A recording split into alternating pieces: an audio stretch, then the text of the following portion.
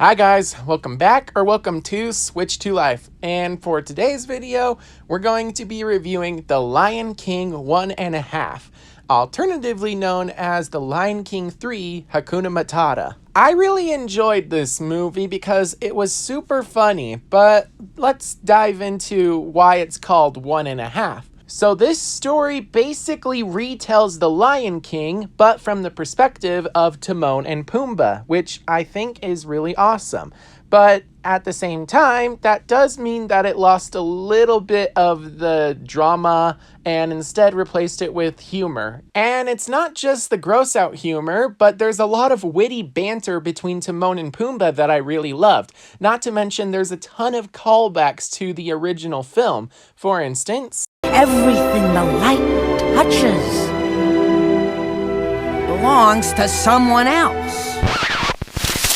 Funny, I thought you were going a whole different direction with this. I really enjoyed the film as well because of the animation quality. It was really good, despite the fact that this was made as a direct-to-DVD prequel, whatever you want to call it. I also really enjoyed the voice acting for this movie because they managed to get a lot of the voice actors to come back, with the exception of young Simba, whose voice actor grew up in the original film, so of course he had to be replaced, and Zazu, who didn't return, I'm guessing due to budget reasons. All of the voice actors managed to reprise their roles, and I especially love the voice acting of Timon and Pumbaa, since, you know, they take center stage, and Matthew Broderick did a very good job as Simba too. And while I do think that Nala could have done a better job in showing more emotion in her character, she really only had a few lines in this movie, so it makes sense why she probably just showed up, read the script, and then went on her way. Then we have the music for this film.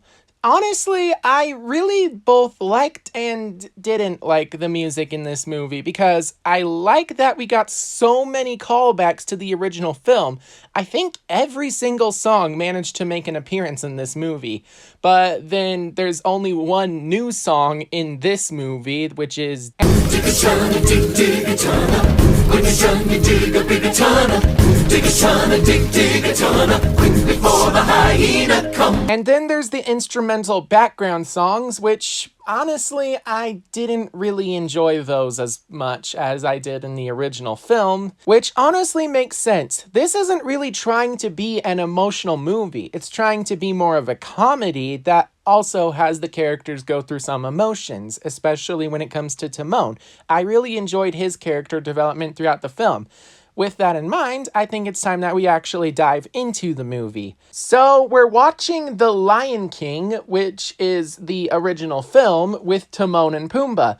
But then Timon tries to skip forward until he shows up in the story. But everyone's gonna get confused! We gotta go back to the beginning of the story! We're not in the beginning of the story. Yes, we were! The whole time! Yeah, but they don't know that. Then why don't we tell them our story? And then Pumbaa, or I guess Timon, comes up with the genius idea that they should tell their story, so here it is. When I was a young meerkat. When he was a young meerkat!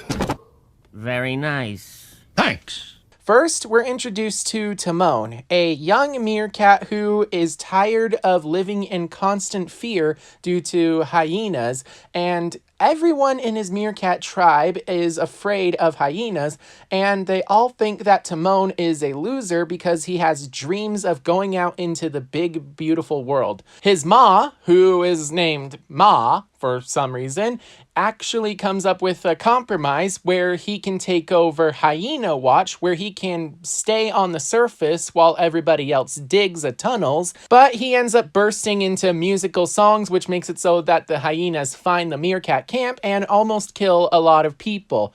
Because of that, that's kind of the final straw for Timon, and Suede is the look for this fall. Of course, Hey, suede is what's happening going on? in every Pumbaa, magazine. You're sitting on What the I like remote. about it, other than you've got that long sorry. strap, I thought it was you a can clear brownie. your coats. he says that I'm tired of living in these tunnels and I want to go out and explore the big world. So he does just that. He leaves home after saying goodbye to his mom, and on the way, he has absolutely no idea what he's doing. He has no place to go, so he has no place to call home.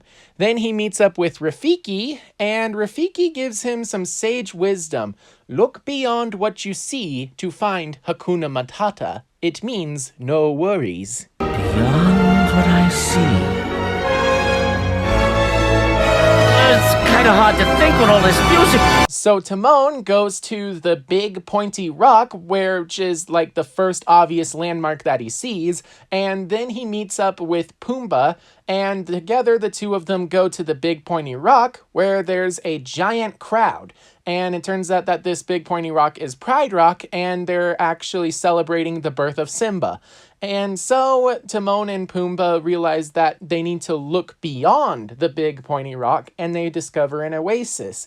And they manage to live there. And I really don't like what Timon does in this scene. Pumbaa ended up spending all day making beds for them, but then Timon goes into the big bed, and then that leaves Pumbaa to go into the tiny bed, which doesn't even fit him. They live in the oasis for what I'm assuming is a couple months, and then they're woken up by the performance of I Just Can't Wait to Be King. And because of that, this means Timon and Pumbaa have to find a new home, and then they gotta find another one, and another one, and another one, and another one, until eventually Timon just gives up hope. And finally, that's when he says, I'm going home, you go home as well, Pumbaa. And Pumbaa says that he has no place to go. So Timon and Pumbaa spend one last night together, and when they wake up, they discover that they're actually in Hakuna Matata, paradise. And then, of course, the two sing the song Hakuna Matata. Hey, Timon! I got an idea. Let's do a sing-along. Oh, you tease. I love karaoke. I'm there. Hakuna Matata! And for some strange reason, it ended up becoming a sing-along where a little grub was dancing across words on the screen. I really enjoyed that. All the rest of your day. Wait a second. Pumbaa, where's the grub? You just can't help yourself, can you? Sorry. And then the two end up meeting Simba and rescue him from buzzards, and then they end up having a really hard time with parenthood. What have you got against the concept of a good night's sleep, huh? We're gonna get old walking across this thing. But eventually they managed to raise Simba, and I don't really like that Simba ended up becoming a really big Hakuna Matata lazy kind of guy, because in this movie he actually beats Timon in that regard. But the three of them get along and they manage to keep living in Hakuna Matata. But then along comes Nala and Simba is about to fall in love, so Timon tries everything in his power to make it so that Simba and Nala don't fall in love. Pumbaa, we can't let them feel the love tonight. But in the end, all of his antics end up backfiring and make it so that Nala and Simba keep having romantic moment after romantic moment. And then Simba's side of the story happens, and it's revealed that Simba has left so that he can go and confront Scar. Ooh, let's go, Pumbaa. I think the storm's coming to a head. And then Nala goes and tries to help Simba in his final battle, and at the same time, Pumbaa realizes that he wants to help his, adopted son, I guess, and Timon, he just wants to lay back and relax in Hakuna Matata, so he doesn't go. And so Pumbaa and everybody leaves, and Timon is all alone in paradise. And unfortunately, it's not paradise. And that's when Rafiki shows up, and Timon has a one-on-one conversation with himself, where he basically roleplays as Rafiki talking to himself, and he realizes that Hakuna Matata was never this paradise place, because what good is a life with no worries if you have no one to share it with? And so Timon decides to catch up with Pumbaa, who was running very slowly. What was with the running? If you can call that running. I was giving you time to catch up. Aw. You big lug. And then Timon and Pumbaa help fight against the hyenas, which I always kind of assumed that the hyenas were only thwarted because of the lionesses. But no, it turns out that Timon and Pumbaa actually were a very big help in distracting the hyenas. And also, Ma and Uncle Max show up in the final battle, which makes it so that they can dig tunnels and thus cause a cave-in, making it so that the hyenas fall off of Pride Rock and down into the fiery depths below, where they end up eating Scar alive and then end up dying in a fiery death themselves. And then Simba is about to ascend as his rightful place as king, and before he does, he hugs his best friends and says goodbye to the people who raised him into the person he is today, and for teaching him Hakuna Matata. And then Timon and Pumbaa end up moving back to the paradise, Hakuna Matata, and this time Timon brings along his entire meerkat clan, and that makes it so that Hakuna Matata really becomes paradise. And then that's when the movie ends for Timon and Pumbaa. Pumbaa wants to watch it again, and then a bunch of Disney characters show up so that Timon will rewind the film and they can watch it all over again. And these Disney characters are pretty much from everywhere, like Peter Pan, Snow White, Dumbo. I really want to say more, but I can't off the top of my head. And that's when the movie ends. Overall, I really enjoyed this movie because it was funny, and despite the fact that it was made with a lower budget compared to the first film, it had some good animation. Not great, mind you, but good. And I also really loved the fact that they got the voice actors back, and then the music, it was nice, but at the same time, not very creative. I really enjoyed Timon's character arc and the fact that he became a hero to his clan despite being viewed as an outcast and a loser to them. Honestly, I think this film would be perfect if it weren't for one thing. This is a movie inside of a movie, and while I do think that the events of what happened with Timon's backstory are actually true, it was kind of unsettling when you're so hooked on the story